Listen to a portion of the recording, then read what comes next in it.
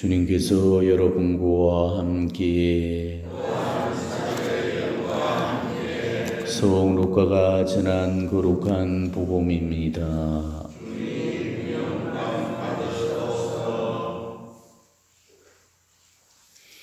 그때 예수님께서 군중에게 말씀하셨다.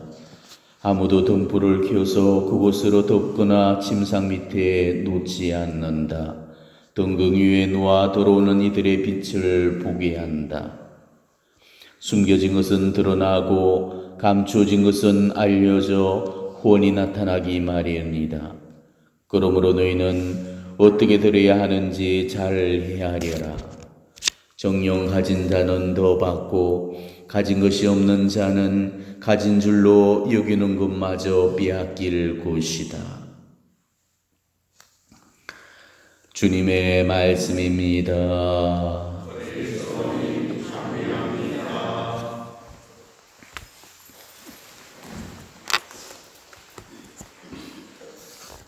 오늘은 비에트렐지나의 성비오 사제 기념일입니다. 우리와 함께 동시대를 사셨던 성인이시죠.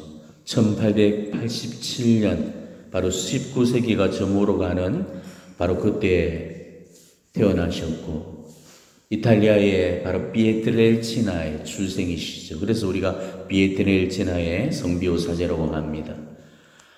카푸친 수도회에 입회해서 사제로서 봄되셨고 일생을 카푸친 수도자로서 사셨습니다.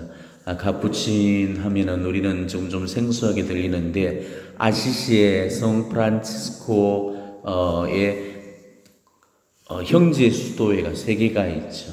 작은 형제회, 그 다음에 카푸치노, 그리고 우리 옆에 있는 콘벤투알 프란치스코회, 이 3가지가 형제 수도회입니다. 그러니까 아시시의 프란치스코 성인의 정신에 의해서 살아가는 그런 수도회, 거기서 평생을 수도자로서 몸을 담았던 것이죠. 1968년 세상을 떠날 때까지 무려 50년 이상을 이태리의 그 산조바니에 있는 로톤토 수도원에서 이렇게 기거하시면서 거기에서만 계속 머물러 계셨다는 거죠. 50년 이상을. 어릴 때부터 신부님은 남달랐습니다. 어릴 때부터 또래 친구들과는 전혀 어울리지를 않았고 신부님이 어울렸던 유일한 친구는 천상으로부터 보내지는 친구, 바로 수호 천사들과만 교감을 하셨습니다. 그래서 어린 날에는 늘 수호 천사들과 함께 놀고 그렇게 이야기를 하고 또 영적인 것들을 나누고 이렇게 하셨다고 그러거든요. 이제 수호 천사들이라고 제가 이렇게 명명을 하는 이유는 일반적으로 한 사람한테는 한 명의 그런 수호 천사가 따르게 되지만은 또 사제라든지 또 각별한 하느님의 성총과 보호를 받고 있는 그런 영혼들한테는 때로는 2명의 수호 천사 혹은 또 3명의 수호 천사까지도 이렇게 따르고 있다고 그럽니다. 이거는 연옥 영혼의 비밀에서 마리아 sim마가 우리에게 밝혀주고 있는 그런 내용이죠. 그 내용이 바로 사실이라는 것이 비오 신부님을 통해서 드러납니다. 그렇게 여러 수호자들과 더불어서 함께 어린 날을 보냈죠. 그리고 어린 날에도 사탄 마귀 악령들의 아주 극심한 그런 공격을 어릴 때부터 받고 그는 그 신부님께서 돌아가시는 그 순간까지도 계속 사탄 마귀 악령의 그런 공격이 계속되었습니다. 우리가 그것을 흔히들 마습이라고 부르죠. 유혹보다는 훨씬 더한 상태. 그렇지만 부마가 아닌 마귀의 공격이 실제적으로 그 사람한테 가해지는 현상입니다. 직접적인 마습, 간접적인 마습.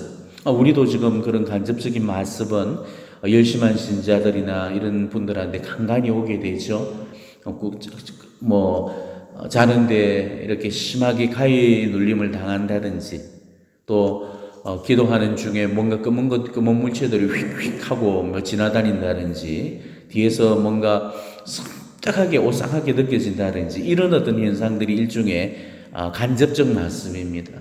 근데 그보다도 훨씬 더 심각한 직접적인 그런 말씀을 신부님이 많이 받으셨죠. 실제적으로 마귀가 신부님을 두드려 패고 또 신부님에게 공격을 해서 온몸에 그런 상처를 입히고 멍든 그런 어떤 모습들을 우리가 자주 볼 수가 있었습니다. 마귀만이 그만큼 공격을 했던 것이 아니고 그만큼 또 하느님의 엄청난 그런 성총 속에서 평생을 사셨죠. 바로 그런 성총을 빼앗아가기 위해서 그만큼 사탄 마귀의 악령들이 신부님을 괴롭혔던 것입니다. 1918년에 경당의 십자가 앞에서 기도를 하던 도중에 십자가에 못 박히신 이 예수님의 오상이 이 당신의 팔과 손과 옆구리에 이제 기적적으로 신비롭게 이렇게 나타나기 시작합니다. 손과 발과 그 옆구리에 예수님께서 받으셨던 그 오상의 그 상흔이 생기면서 거기에서부터 피가 흐르게 되죠. 그래서 세상을 떠날 때까지 50년 동안 예수님의 오상을 몸에 간직하면서 사셨습니다. 오상은 우리 현대의학과 과학으로는 도무지 설명할 길이 없는 그야말로 불가사의하고 이 초자연적인 그런 신비한 현상이거든요. 우리 성인들이나 신비가들 중에서 이 예수님의 오상을 받은 분들이 제법이나 계십니다. 아시시 프란치스코도 그렇고요. 또 카타리나 성녀도 그렇고 그 외에도 너무 많지만은 하여튼 우리 교회에 이런 오상을 받으신 그런 신비가들 또 성인들 정말 이런 아주 출중한 그런 어떤 덕을 가지고 있고 절대 교만하지 않는 그런 영혼들에게 하느님께서 당신의 도장을 그 영혼에게 찍어준 현상이 바로 이 오상이었습니다. 오상이 어느 정도 아픈가를 사람들이 궁금해 하잖아요. 신부님은 늘 미사 때 붕대를 감고 계셨거든요. 그 붕대 위에 또 피가 비치니까 또 이제 그 위에 그 피를 숨기기 위해서 또 장갑 같은 거를 끼고 미사를 드리게 됩니다. 어느 한 날에 피가 고여져 있는 그런 모습을 보면서 한 사람이 울었죠. 비오 신부님, 이 오상이 얼만큼 아픕니까? 라고 물었을 때 만약 자네가 단 한순간만 이 오상의 상처를 몸에 지닌다도 자네는 바로 까무러져 죽고 말 것이네, 이런 얘기를 했다고 합니다.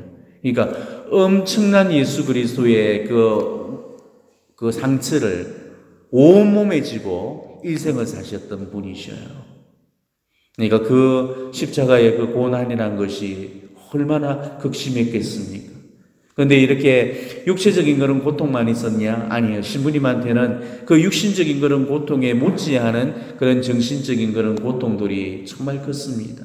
이렇게 이제 신부님께서 오상을 가지고 있었고 또 여러 가지 신비적인 그런 이적과 또 치유와 이런 어떤 놀라운 그런 어떤 이적들을 보이게 되었을 때 입소문을 타고 이탈리아 전역을 넘어서 구라파까지 다 전해지게 되죠.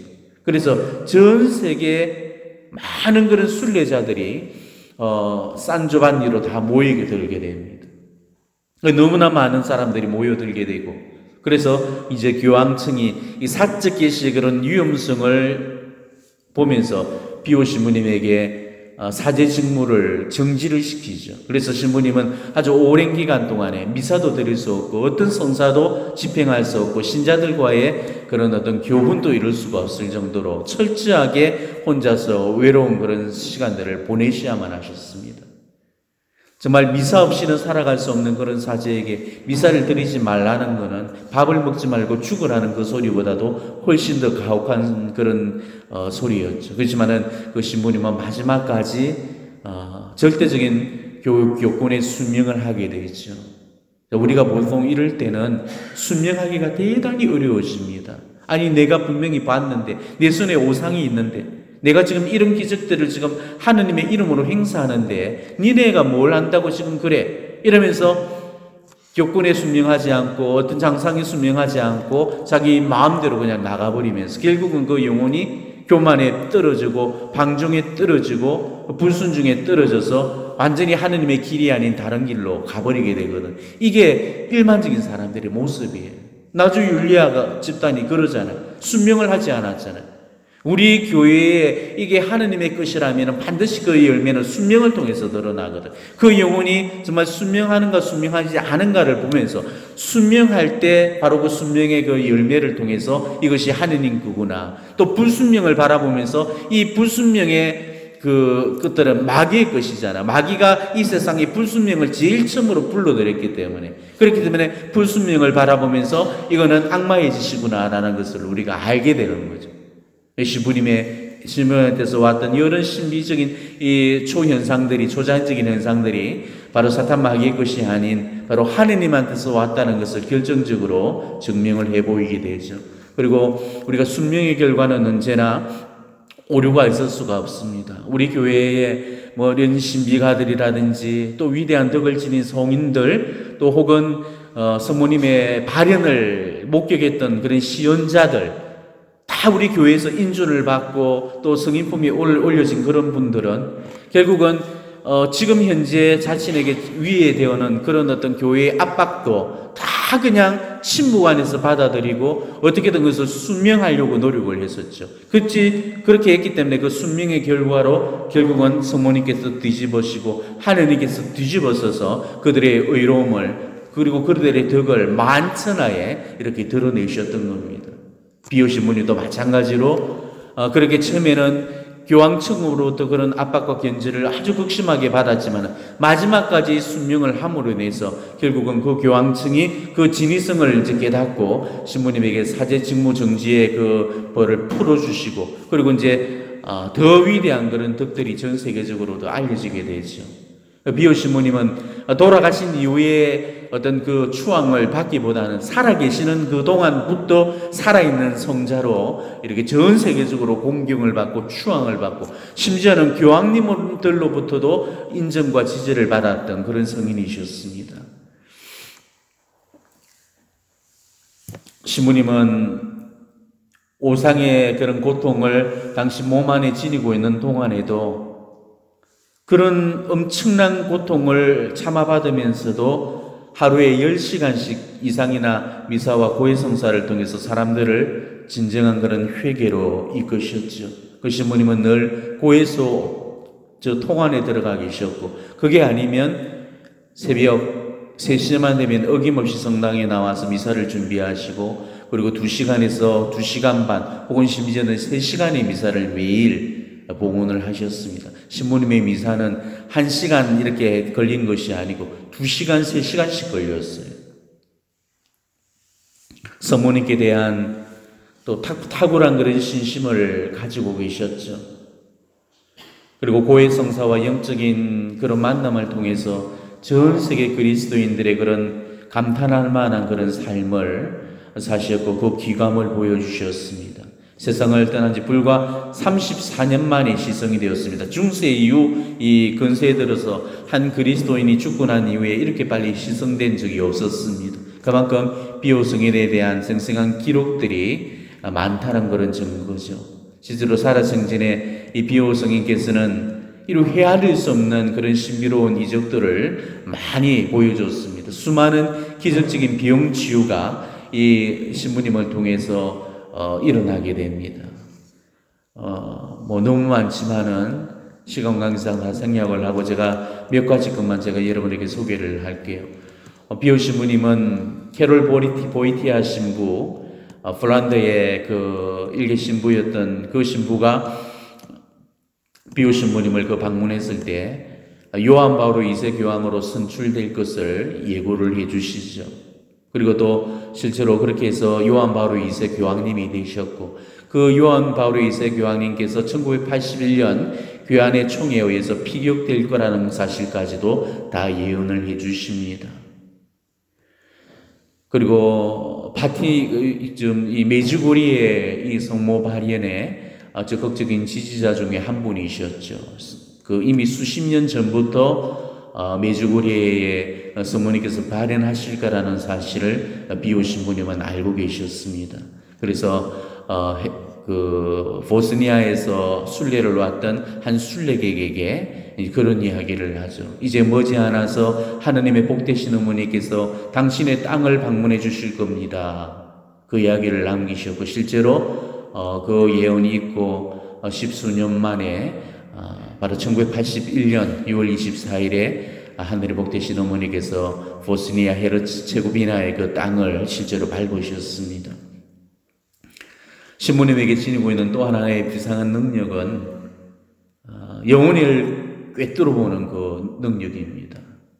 자기 자신을 찾아왔던 고해자의 그 숨은 생각까지도 다 영적으로 꿰뚫어 보셨습니다.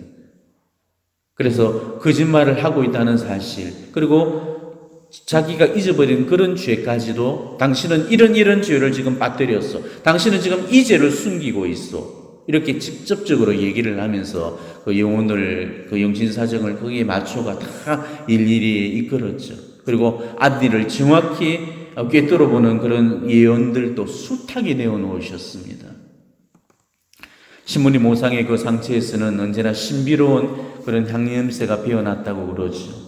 그리고 이 상처가 평생을 계속되다가 신부님께서 돌아가시고 난 그 이후에 죽자말자 정말 거짓말처럼 모상의 상처는 흔적도 보이지를 않고 깨끗이 다 아물고 그냥 정상적인 그런 피부로 돌아왔다고 합니다. 죽고 난 이후에.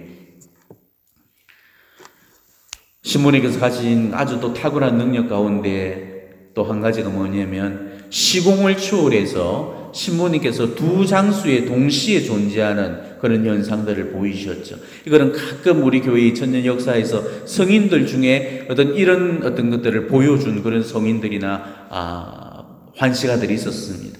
그러니까 분명히 이 시간대에 지금 우리가 아침 오전 7시다. 그럼 오전 7시 이 시간에 내가 지금 여기서 미사를 하고 있는데 또 엉뚱한 다른 저기 외국의 어디에 거기에서 지금 미사를 드리고 있다는 거죠. 이렇게 정말 우리 인간의 어떤 상식과 경험으로는 이해가 되지 않는 이런 신비로운 그런 어떤 것들을 많이 보여주셨죠. 그리고 하늘에 기도를 하고 계시면은 언제나 그냥 우리가 그 아주 수련을 많이 했던 그런 도인들이 우리 예전에 들을 때는 공중부양이라 해서 몸이 그냥 공중에 뜨는 현상이 있죠. 우리나라에서도 뭐 도인들 중에 그런 현상들을 보인 분들이 계시는데 실제로 신부님께서는 기도를 하실 때 하늘에 둥둥둥둥 떠 있는 그런 공중 현상들을 사람들에게 자주 이렇게 볼 수 있도록 이렇게 했다고 그럽니다. 그 밖에도 설명할 수 없는 워낙 기이한 현상들이 많기 때문에 이적이라면은 이로 헤아릴 수 없을 만큼 많았죠. 아예 태어날 때부터 눈동자가 없이 태어난 그런 소녀, 그 소녀가 볼 수가 없잖아요. 그냥 실명이 되어가지고 있던 눈이 이렇게 어떻게 다쳐가지고 안 보이면 되는데 애초부터 태어날 때부터 눈동자가 없이 태어난 그런 소녀인데 그 소녀가 신부님의 기적적인 그런 치유의 손길에 의해서 보게 될 수 있었다는 거. 이거는 도무지 우리 의학적으로는 그 상식으로는 설명되어질 길이 없습니다. 또 다이나마이트로 폭발되어 가지고 눈이 완전히 실명이 되었는데도 또 다시 치유된 그런 기적이라든지 과학적으로 설명이 불가능한 이런 얘기들이 정말 많습니다. 몇 년 전에 성인의 유해가 40년 만에 공개가 되었죠. 관뚜껑을 열었을 때 성인의 유해가 단 한 군데도 훼손되지 않은 채로 편안히 그런 잠자는 그런 모습으로 확인이 되었습니다. 여러분이 인터넷에 베텔헬치나의 비오 신부님에 대한 그런 자료를 찾으시면은 그 신부님께서 임종했을 때 그 잠자는 모습과 똑같은 그런 모습으로 신부님 그 유해가 이렇게 오픈되었을 때 그 모습을 확인할 수가 있을 겁니다. 역대 교황님들께서도 이 비오 신부님을 일컬어서 거룩한 사제라고 다 이구동성으로 칭송을 했죠. 베네딕토 15세 교황님께서는 비오 신부님을 진정한 하느님의 아들이라고 그렇게 불렀고, 또 비오 12세 교황님께서는 돌아가시기 전부터 살아있는 성인이라고 이렇게 직접 정언을 하셨습니다. 그리고 바오로 6세께서도 신부님을 우리 주님의 오상을 가장 뚜렷이 잘 나타내신 분이다, 이런 말씀을 하실 정도였죠. 신부님은 81세를 일기로 이 세상을 떠나서 하느님을 품에 안기셨습니다. 그리고 99년에 요한 바오로 2세 교황님으로부터 시복이 되셨고, 그리고 2002년에 이제 시성이 되시게 되죠. 비오 신부님은 오로지 미사 성제로서 사제직의 본분을 다하신 그런 위대한 사제이셨습니다. 성령께서 이런 말씀을 하셨죠. 세상은 태양 없이는 존재할 수 있겠지만 미사 성지 없이는 존재할 수 없다. 그러면서 미사 때마다 매번 눈물을 흘리시면서 자신은 미사를 드리기에 합당치 못한 자라면서 그렇게 가슴 아파하시고 우셨다고 그럽니다. 지상에서 어쩌면 사제로서 가장 완전한 이런 미사 성제를 봉헌하셨음에도 불구하고 이 자신의 미사가 너무나도 부족함을 매번 눈물로서 고백했던 이 성령 앞에 우리의 이런 미사의 자세가 너무나 부끄러워지지 않을 수 없을 겁니다. 이 사제와 여러분들은 정말 언제쯤이면 완전한 그런 제사를 봉헌하고 갈 수 있을지 아련해집니다. 다시 한번 오늘 이 성인의 삶을 놓고 우리 신앙을 다시 한번 점검해 보시고 또 정말 필요한 그런 덕이 있다면 오늘 비오 성인께 그 덕을 청하고 증구하는 그런 은혜를 우리가 중지에 청하도록 하십시다. 아멘.